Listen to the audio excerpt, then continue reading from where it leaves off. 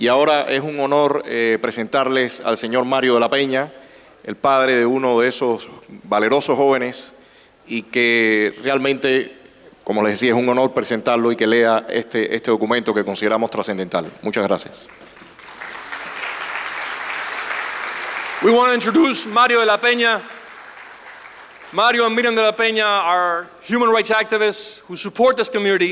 In 1996, their son, our brother, Mario de la Peña, was brutally murdered by Castro's MiGs over international airspace.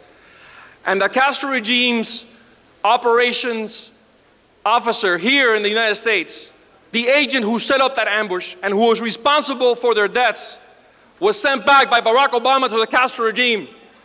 So today we ask Mario to speak against that horror, against that betrayal, and in the name of the right to freedom of the Cuban people, for which his son, our brother Mario de la Peña, died. Mario.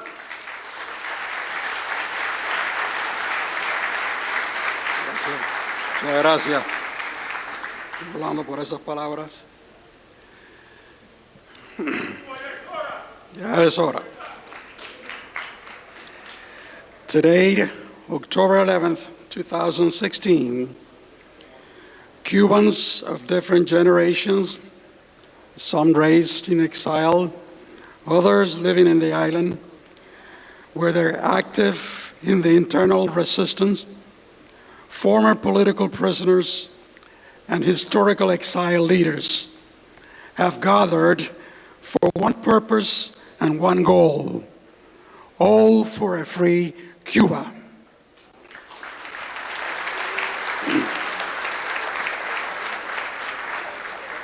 We recognize as well those brothers and sisters from different countries who are here today to express their solidarity for a free Cuba.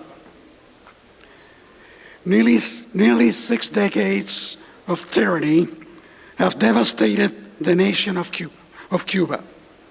Firing squads, prisons, beatings, lies, hate-filled speeches, and suppression of economic freedom and prosperity are practices the regime continues to employ.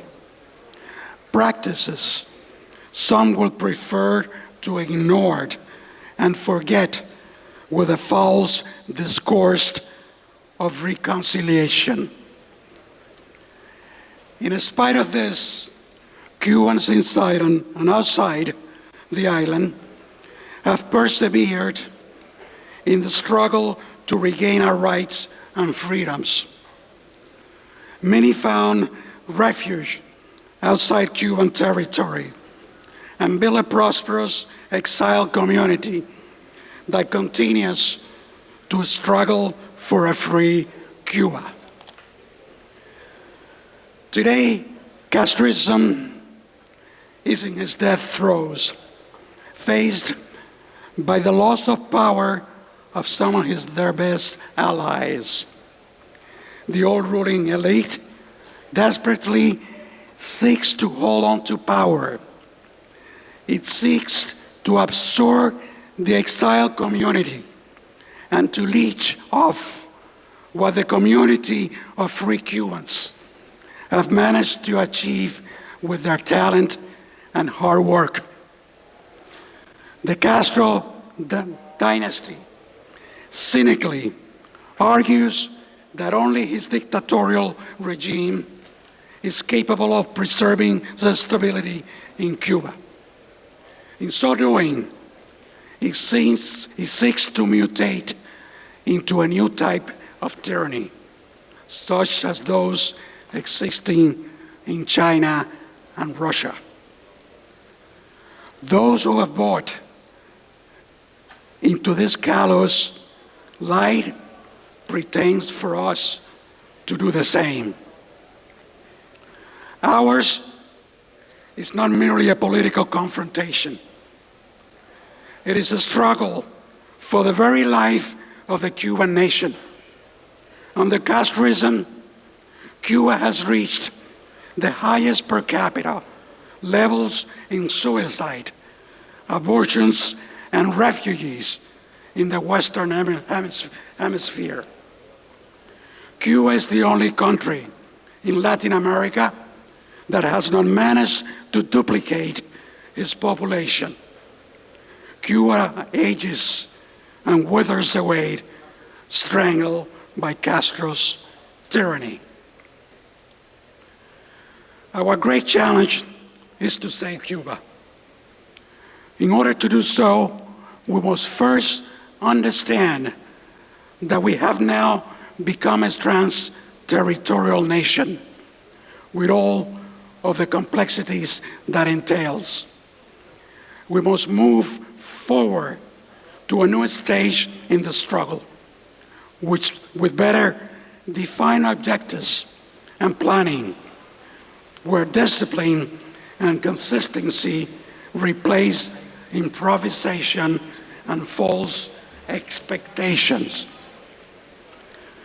We therefore call inside and outside, we therefore call on Cubans inside and outside the island to not cooperate in any way with a regime that oppresses us, to pursue the full exercise of our basic rights and freedoms at all levels and on all fronts, to support the resistance and those initiatives which genuinely pursue Cuban freedom, to support political and economic sanctions by the international community against the Castro regime. We also call on the United States to honor the conditions stipulated in the Cuba Libre Act of 1996.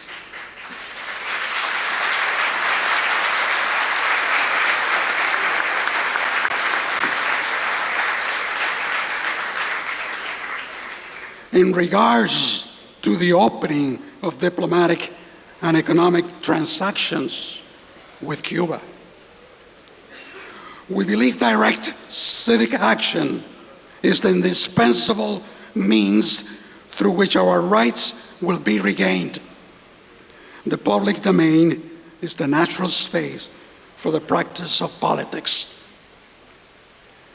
The roadmap to transition is a document written by the Forum for Rights and Freedoms. The Agreement for Democracy in Cuba is another document ratified by a broad array of Cubans' opposition organizations. These documents establish a clear path to achieve genuine democratic change in Cuba.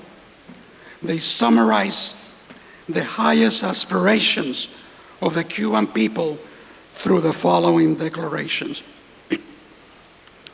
Number one, general amnesty for all political prisoners, including those condemned on concocted criminal charges.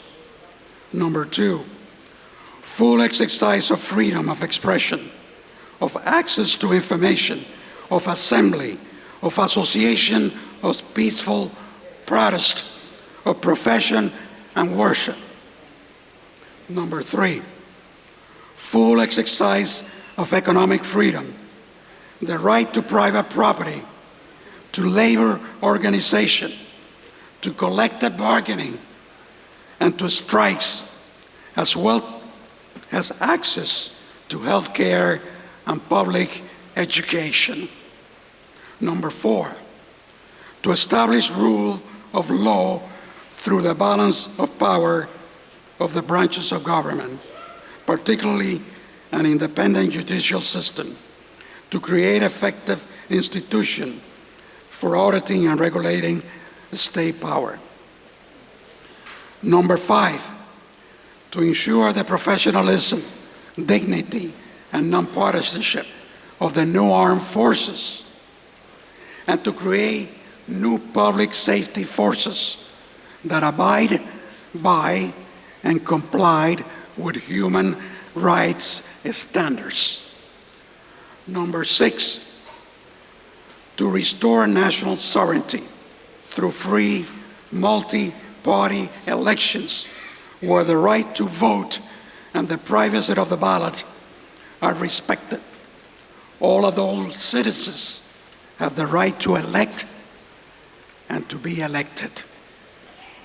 Number 7, to carry out a constitutional process that includes a constitutional convention, a subsequent referendum on the new constitution, and free multi-party elections. The new constitution must be based on the full exercise of and respect for the rights of the people, as well as to guarantee the mandate and the interest of the Cubans inside and outside the island as the sole source of sovereignty. In conclusion, we alert the international community as to the increase of violence and repression against the Cuban people. It is shameful to subordinate the struggle for democracy and human rights in Cuba to economic interest and unilateral concessions. Tyranny must and should be repudiated and sanctioned by the international community.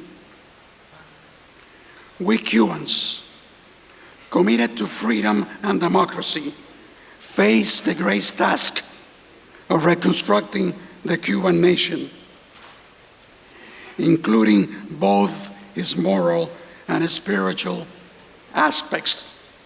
For this to occur, the Castro regime must end.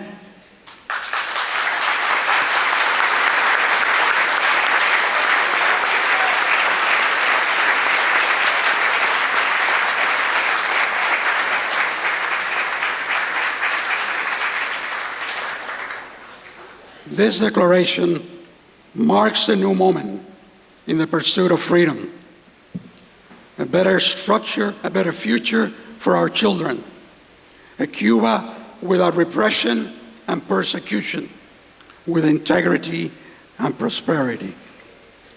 This declaration is a cry for Cuban freedom and a stand against disgrace and apathy.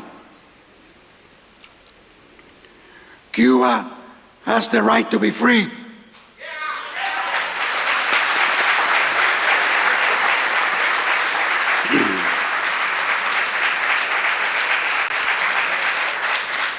Freedom for Cuba now.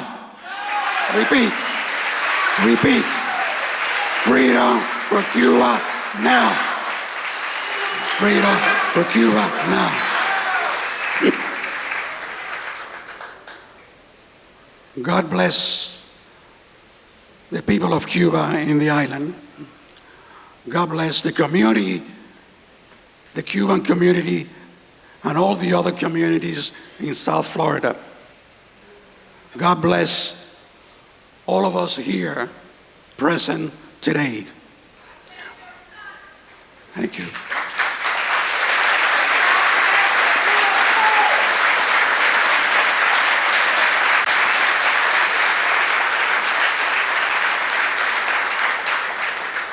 God bless the United States of America.